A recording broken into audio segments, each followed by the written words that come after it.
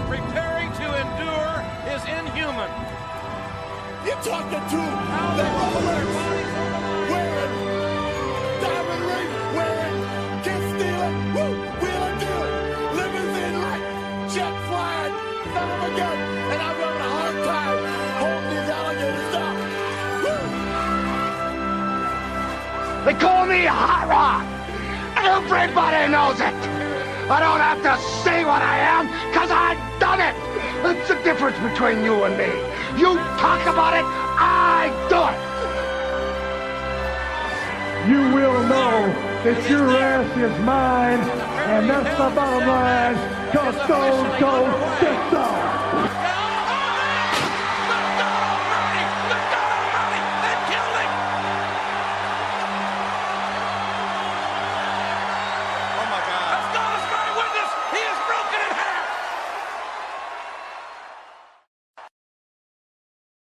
Welcome to the Night of Champions edition of the Eastside Dave and Son Wrestling Show.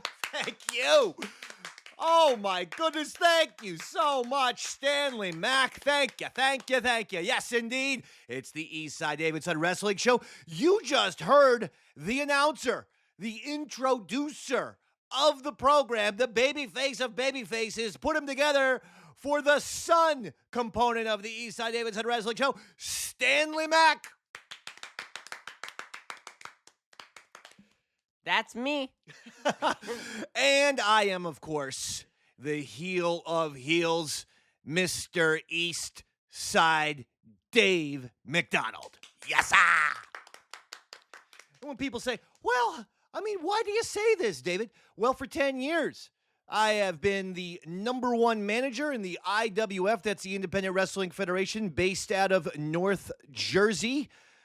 We wrestle out of Nutley. We go to Flemington, and my stable, the Eastside Empire, has won all the gold. We've been the tag team champions. We won the North American Championship. We even won the Women's Championship. And of course, we won the World Heavyweight Championship of the IWF. All the gold. All the gold. And the key is, I had a wonderful phone conversation. You people will learn more about that phone conversation on this show and other shows as well. But I had a phone conversation with Mr. Entertainment himself, the big-time celebrity, the king of Los Angeles, Jay Moore, because we are going to be doing something. And the point is, Jay Moore told me, he says, every single wrestling clip that you post, I love, I heart, it's fantastic. And then told me he's going to be involved in WOW, Women of Wrestling, which I believe his wife, Jeannie Buss, owner of, well, I know that they sold the Lakers for billions and billions of dollars, but I do believe she's still a part owner, maybe a minority owner.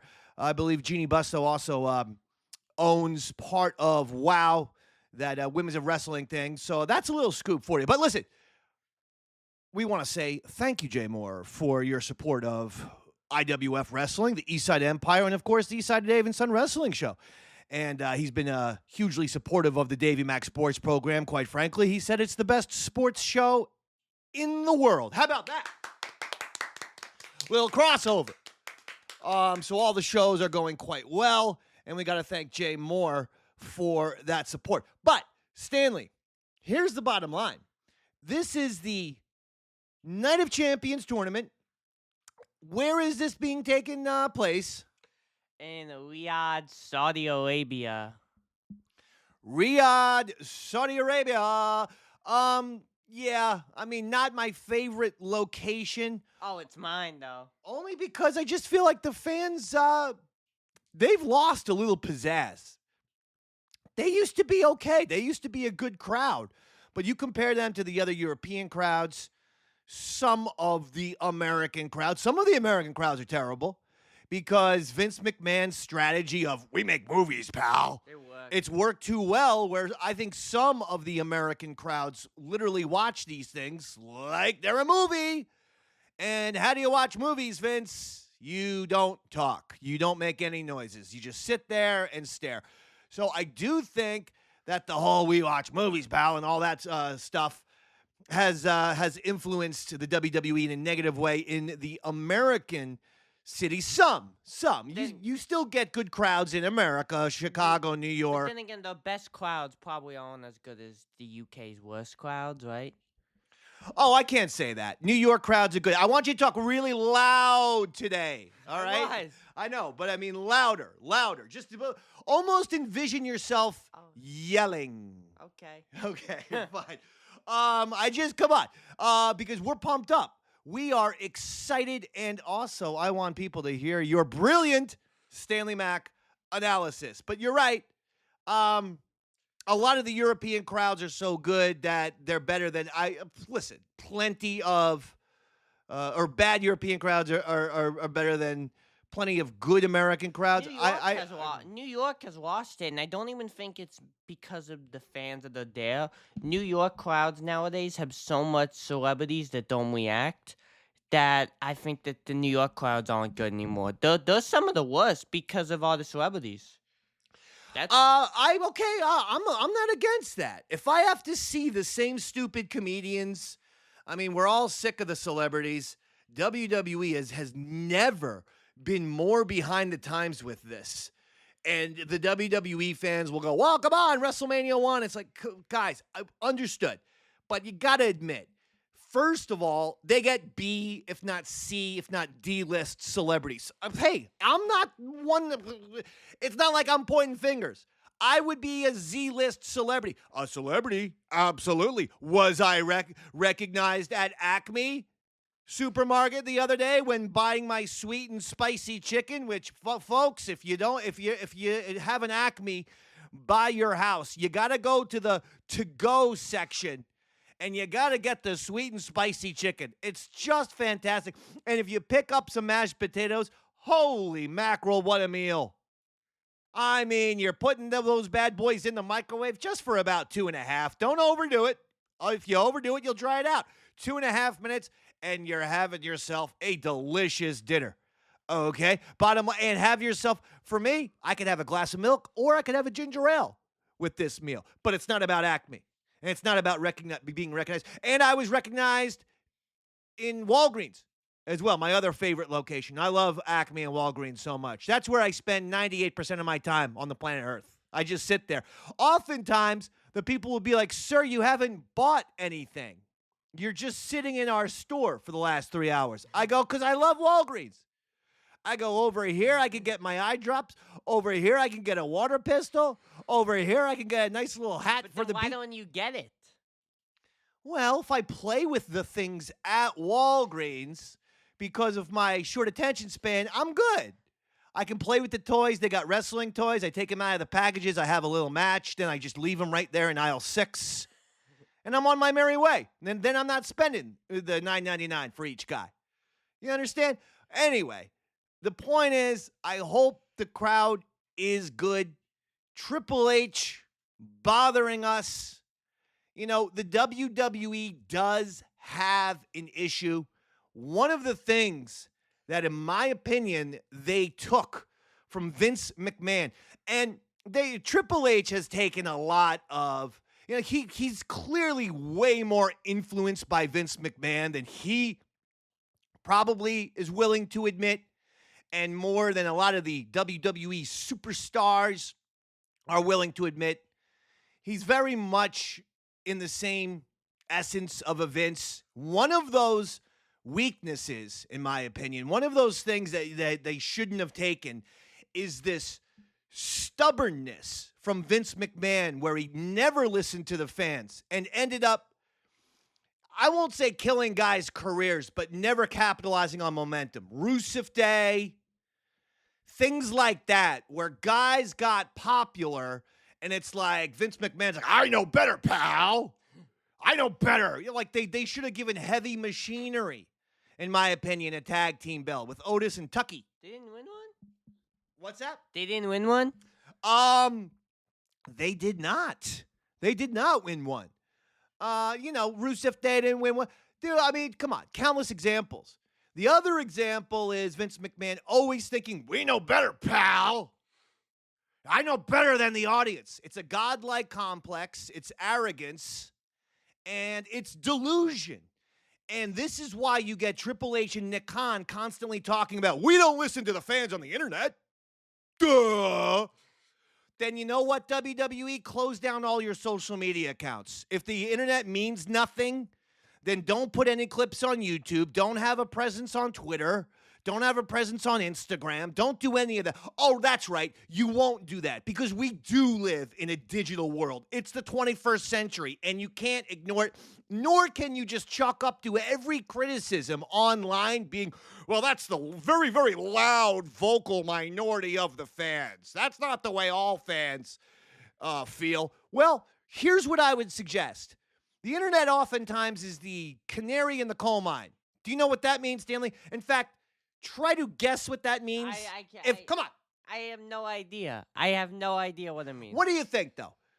If I say that guy is like the canary in the coal mine, what do you just take a guess? No idea. That literally. No, come on. That sounds like a made-up comedian's name.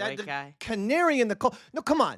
I want you to take a guess. If you come even remotely close, you get not only 50 points, but a free slice of ice cream cake. You want to know what it sounds like? It sounds like a movie what's that horror guy? Horror guy? Freddy Krueger. No, that Van Gogh or whatever. Sven Gulli, that yes. Sounds like a horror movie. Wow. Sven Gulli getting a shout out here on the Eastside Davidson Wrestling Show. He's going to be very excited for that. Sven Gulli. Congratulations. I do watch Sven Gulli. I record him. He's on MeTV on Saturdays. Plays some great horror movies, some fun sketches. I'll tell you what, Sven Gulli one day is going to retire, and he'll just hand that thing over to Danhausen, and that machine's going to keep going. No, honestly, is there anyone more perfect to host that show? Sven Gulli's been doing it for 40-something years. Do they still do stuff? Oh, yeah. He's very much still doing stuff. And I'm not trying to kick him out because he's hysterical. The show's great. But that, to me, is something that, hell, if Sven Gulli even wants to retire, Sven Gulli presents Danhausen. He gets an executive credit, executive producer credit. So he makes a ton of dough, but doesn't have to, do the thing each and every week.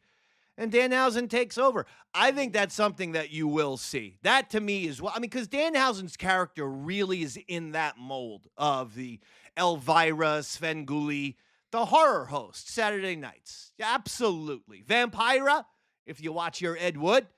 Anywho, the point is, Triple H goes out there. He's talking to Stephen A. Smith. And more denial and deflection. And, Stephen A. Smith was asking him about, if sometimes fans can be critical. What do you think?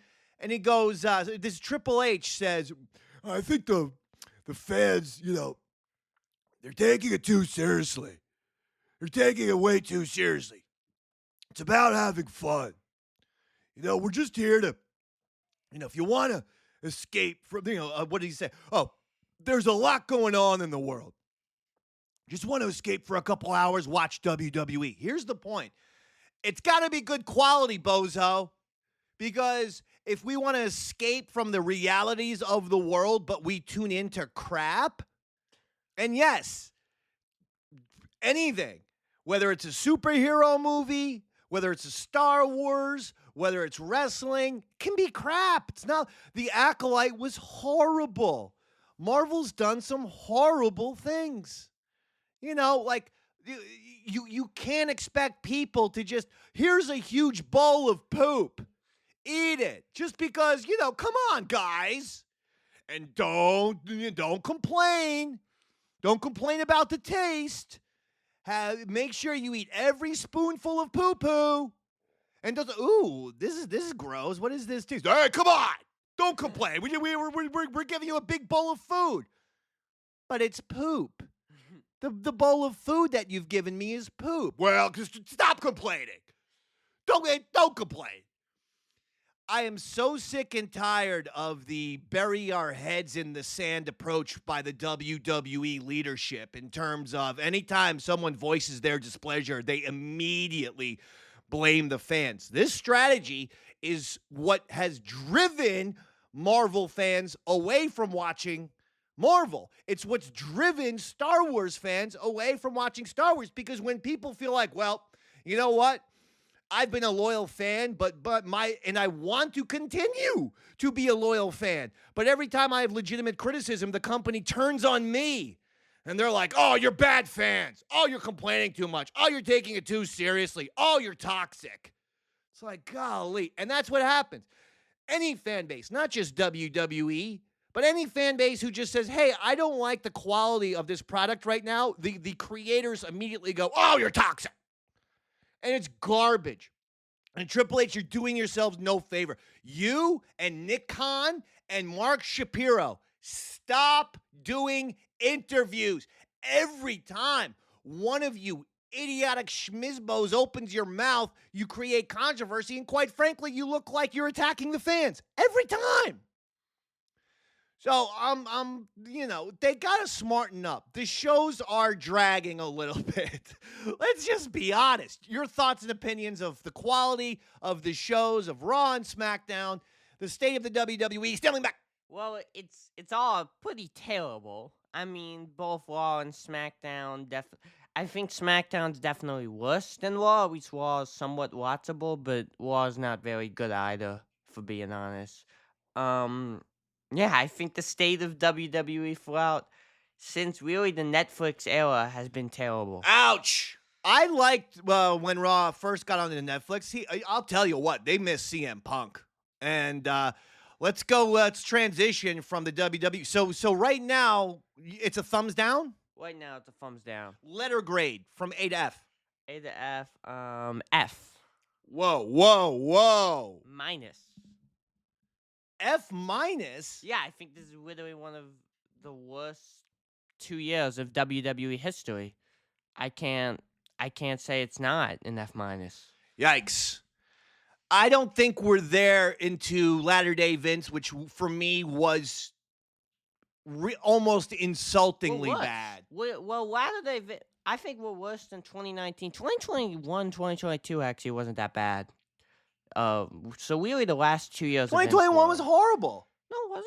2021 had a lot of great stuff. The Bloodline was fantastic. Okay, I know. Okay, listen, like I've said before, in almost every era, you are going to get some great superstars, and you're going to get like even one or two good storylines. We don't have a single one right now that I'm interested in. There's not a single story I'm like interested in.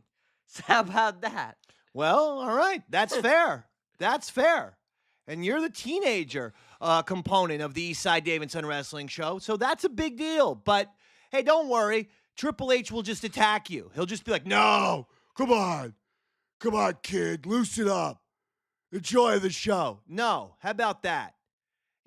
Improve. Make things good again. I said it before and I said it again. They're just like Vince. They're not capitalizing on stuff. Two things that they could have done. I said it on this very program. They should have had Jacob Fatu beat Roman Reigns for the championship in one of those two matches that he had. Simple as that.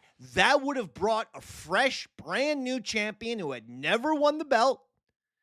And it would have given us something new, as well as L.A. Knight. Yeah. If you had L.A. Knight and Jacob as your two champs, these are two guys who would be first-time champions. So right away, you're automatically fresh. Because we would have never seen yet an LA Knight championship run, a Jacob Fatu championship run, but they hate LA Knight. Jey Uso, CM Punk, Cody Rhodes, and CM Punk, Cody Rhodes, Roman, and Gunther. Those five guys are pretty much the only champions you get. I hear you. When is CM Punk coming back? Now there are people who are trying to spread rumors. That, he's upset at the WWE. I don't buy it. I think this is a 48-year-old man who has really done what he has said when he came back. He's been a full-time guy. He's had a lot of matches. And with that comes injuries. And some are of the serious kind where you're out for several months. Some are mild. But, I think he wanted to take a couple months. He's wanted to, rehabilitate, probably heal his body. I don't think there's any sort of feud going on between Punk and the WWE. I don't know. But I doubt it. I don't think he's angry. I think he is healing his body. What say you? Yeah, I agree. I think he's healing his body. I think he's absolutely taking a break. But I think he'll be back. I know Wall is going to be in Chicago on July 6th. I would imagine that would be a return place. There you go.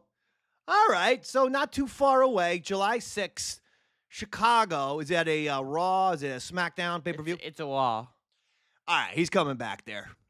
That's the bottom line. So there you go. July 6th, Monday Night Raw. Punk will be back. Hey, we are doing the Night of Champions. Anything else? One of your favorites, Lyra Valkyria, turned heel. What do you think about that? I have mixed feelings. I personally thought it should have been Bayley, but I am interested to see where this goes. I mean, in kayfabe, Lyra's absolutely right, considering Bayley was a jerk to her when Bayley came back. Yeah, she was.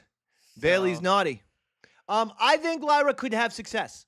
I think if she can really channel her inner heel, good facial expressions, I think there's a good chance that Lyra Valkyria, even though it's still hard for me to say that her whole name, I do think she could have success. I think it was the right choice. Some people are like, they should have switched Bayley heel. How many times are we going to see that? Again, second time in her career she would have been turning heel. No way. Yes. Not Bayley. No way. She's gone from babyface to heel, babyface to heel. Oh, no way. Yeah, she turned heel in 2019, right? Right. And turned babyface in 2024. And has stayed a babyface until 2026. Oh, I don't. First of all, she acted quite heelish with this whole Lyra thing. They dropped that.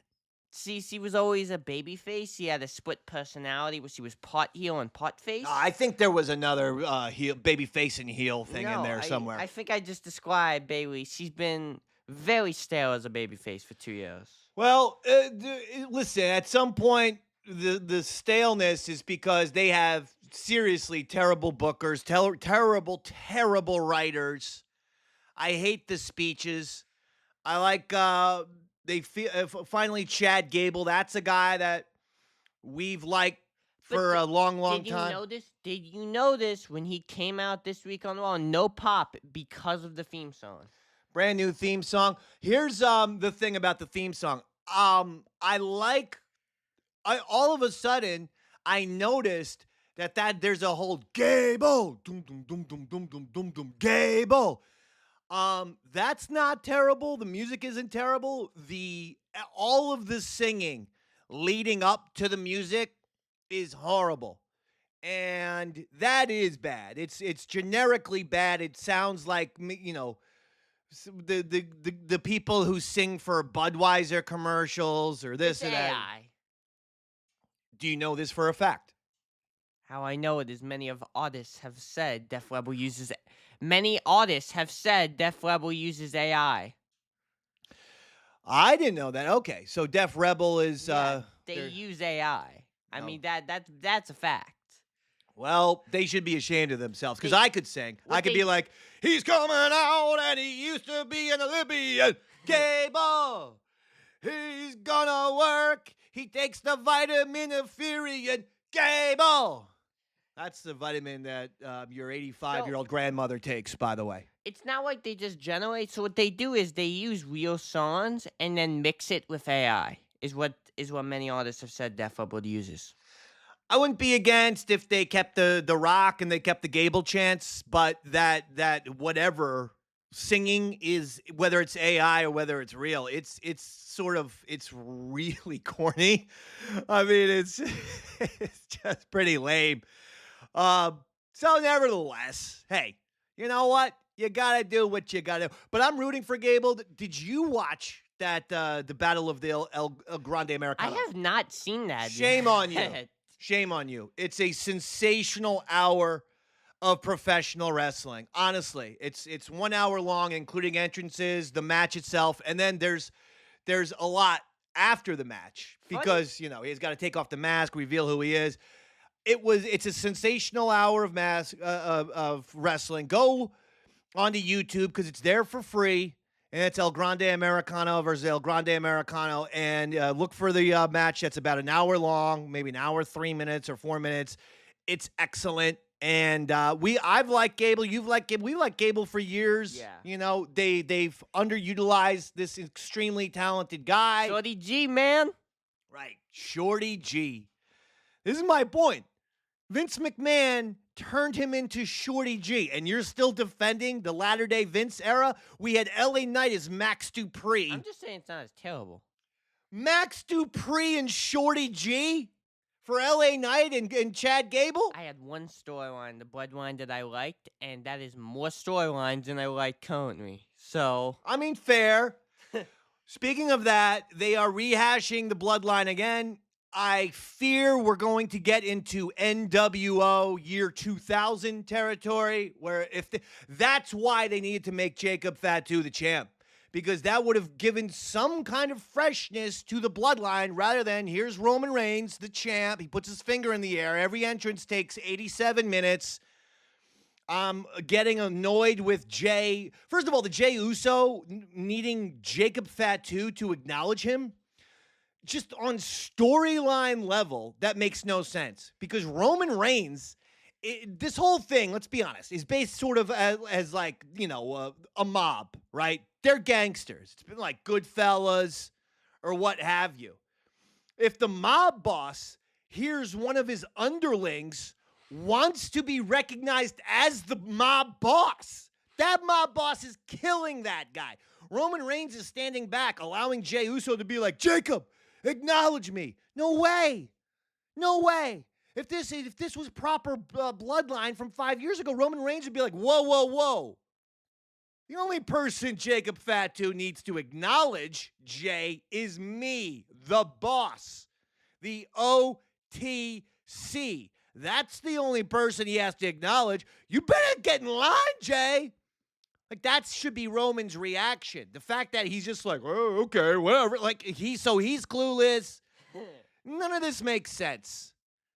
Anyway, let's get to the Night of Champions, Saudi Arabia. By the way, I don't believe we don't know the first two matches yet. So, like, the two matches on normal ESPN, so we're kind of just going to have to roll with that. All right, well, let's go. Let's start it off with the WWE Women's United States Championship, where it's Tiffany Stratton, the Women's U.S. Champ, versus Jade Cargill. What do you think? To me, is this the first time the Women's U.S. belt has actually been on a premium live event? Maybe. I would need to fact check that, but I don't remember it ever being.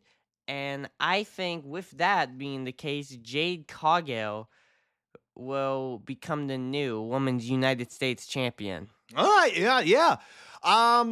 Hey, I thought Jade Cargill's last match or last PLE match when we did this was excellent. I think she's really improved in the ring. So who do you? Oh, you say Jade Cargill? I agree. I think Jade Cargill wins this match. Next one, we go from the Women's U.S. Championship to the men's, where Trick Williams, your WWE United States Champion, takes on Ricky Saints. What do you got? This division revolves right now on three people, right? Trick, Carmelo, and Ricky, right? Mm-hmm. And I think Trick Williams will win because eventually they're going to have a triple threat. I'm going to go opposite. This is another case of, listen, Trick is great. Let's listen. Trick's going to have a lot of championships.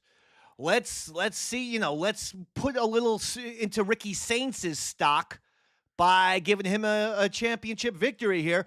Give me my man, Ricky Saints. Next one. Queen of the Ring tournament final. Io Sky versus Liv Morgan. Liv Morgan, by the way, is already a champion, a world champion. Nevertheless, the winner of the Queen of the Ring earns a world championship match at SummerSlam because the WWE, in my opinion, Stanley likes it. I hate it. I hate two world champions. I hate that. I like one tag team champion, one intercontinental champion, one U.S. champion, one world champion for both men's and women's. Nevertheless, I'll never be listened to. And unless Liv Morgan wrestles herself, that would be great. She should do that. She should just wrestle herself. That was like a Monty Python sketch where a guy wrestled the Invisible Man, but he's essentially wrestling himself. It's hysterical. Unless that happens, obviously, then Liv Morgan's going to win. I don't know. Io Sky. Give me Io Sky because this whole thing is silly. This Liv Morgan should not be. Liv Morgan should not be in this tournament. It's Agreed, but she's there. Who do you got? Io Sky. Io Sky? Yeah. For what reason? For the reason of Liv Morgan should not be in this tournament and should not win. And therefore, Io Sky wins. All right, fair enough. Yeah, they don't know what they're doing right now, and they let the worst people in the world, the least creative people in the world, run this show. In terms of the writers, WWE needs to fire everybody. They all stink. Let's go to the men's now. The King of the Ring tournament final. Jey Uso versus Obafemi. Winner of King of the Ring earns a world championship match at SummerSlam. Stanley. Winner earns a world title match. I think Brock Lesnar makes his return. F5's over. Maybe the ref was down at the time. Jay, big splash. 1, 2, 3, and Jey Uso will fight Cody Rhodes at SummerSlam. I tell you, God help you if you're right. I'm officially sick of Jey Uso. I really am. I'm sorry, folks. I know you love to do the yeet. See, the one thing about that Triple H clip with Stephen A. Smith that told me a lot is he didn't say anything about watching the show on TV. He was like, come to a live event. Come to a live event. You're going to have a lot of fun. Right now, WWE almost feels like a house show that's being televised. They've forgotten that it really is both. It's a live event, but more so a TV show. It's more of a TV show because 99% of the people at any given moment are watching this on TV, right? You're only getting 15,000 people in the building, but if you're lucky, you're getting 1 million people watching it at home. They consistently forget about this. You know, Jay is just the entrance these days. I'm sorry. Give me Obafemi for crying out loud. Do you think that there's a chance Brock returns, especially with the Saudi Arabia pop and how much they love those guys? I think you raise an excellent point. I think there's a great chance that what you said happens. I'm just hoping that it doesn't. But what you said makes sense. Next match, steel cage match between Braun Breaker and Seth Rollins. Stanley. In the rubber match of a rivalry that I feel like has no pop at all. It is, although I do gotta say, despite the fact the rivalry hasn't been great, the match on Raw that they had was actually fantastic. Absolutely. That was a don't want to Great match. Not someone to usually pull Dave Meltzer 5-star, but that was 5 stars. There you go. Give me. This is difficult. Give me Seth Rollins. Well, yeah, there's part of me that feels that way since Braun Breaker. I feel like he's been beating Seth, but you know, I'm a big Seth Rollins fan. I'm a big Braun Breaker fan. So I just want a really good match here. I'll go opposite you. Give me Braun Breaker. That would be fun. When is CM Punk coming back, though? I'm trying to think. Since you did your Brock Lesnar run-in, I'd love to see like a CM Punk, you know, someone's about to escape the cage and Punk punches them in the face and everyone's like, oh my God, Punk punches, he's here and he punched, you know, whether it's Seth was about to escape and Punk punches him in the face. Well, we said, though, the wall in Chicago. I mean, that. I know, but you gotta start putting some breadcrumbs, or like there should be a reason why, unless it's just a total surprise. I'd like maybe a reason, but all right, fair enough. But give me Braun Breaker. Finally, Cody Rhodes, a triple threat match for the undisputed WWE Championship. Your champion, Cody Rhodes, versus Gunther versus Sami Zayn. You know, I feel like I kind of already spoiled my prediction here when I said Jey Uso wins to face Cody Rhodes. Yeah? Why? So, because I think Cody Rhodes walks out still the champion over the last real good guy and Gunther. Cody Rhodes. Cody. Come on, sing it with me. Cody Rhodes. No. Cody. Come on, not. one more. Cody Rhodes. Rhodes. Excellent. And have you liked this last real good guy thing that Sami Zayn's been doing? So actually, I've slowly got into it. I have. I'm coming around. I'm enjoying this. I see the problem that I have with the Bloodline is, to me, they haven't decided whether they're heels or baby faces, and they're doing this gray area where for the Bloodline that doesn't work. They need to be heels. Let's just be honest, folks. They should be heels, period. But I feel like the WWE is wishy-washy and sort of going between babyface and heel with the Bloodline because, quite frankly, they don't know what they're doing. This is one of the very few times in wrestling where this kind of gray area character, maybe Bret Hart 97, where he was definitely more of a heel, but still when he would get on the microphone, he would say some stuff and you'd be like, actually he has a point, like all of his criticisms of, Shawn Michaels is a piece of garbage, his buddy Triple H is a piece of, you'd be like, oh, well, there might be some truth to what Bret's saying. I know he's a heel, but very rarely does this work. I actually think it's working. I think somehow they're working this. I like this Sami Zayn. It does feel new. Maybe let's go with Sami. Just try something new. Yeah, he's been here for a long time and hasn't won a world title. Plus, where is this? It's in Saudi Arabia. Bam. They go crazy for Sami over there because he speaks Arabic. Bam! I feel like there's I hate to say, I feel like there's more of a chance though Gunther wins the title than Sami Zayn. Oh, that would be crazy. I'm going with Sami. And that will do it. Another banger of the episode. That was it? That's it. Oh. Give us a wrestling impression No. before we get out of here. Rapid fire. Rapid fire. And I will be the one who has to guess. Yes. And every time I get the answer correct, you owe me a favor. Go ahead. Oh, yeah. Randy Macho Man Savage, and I'm capitalizing on my favor. You have to wash my car. Next. Go ahead. Another impression. Let's go. I'm the champ is here. John Cena. And another favor is you have to give me $400. Wait, I don't have That's the Wait favor. a minute. Don't argue. You can't argue with the favor now. One last impression. Let's go. Enough. Cody Rhodes. Stanley and I like when Cody says enough and are actually hoping we can get that to be a T-shirt the way Ron Simmons does Damn. If you notice, Cody says enough. And we just want a straight up blue shirt that just says enough with a tiny little Cody Rhodes skull. What's the thing he's trying to get over that's not as good? Easy. Oh, easy to find, hard to beat. I like enough. I think enough is Cody, you found something with enough. That's your T-shirt. I think he just says that like naturally. I know, but it's funny. It always makes me laugh. I don't know why. Cody's enough because he has said it quite a bit. And it's like, uh-oh, daddy's mad. All right, and then last impersonation, please. Who do I Nice and loud. do? I'm thinking. Come on.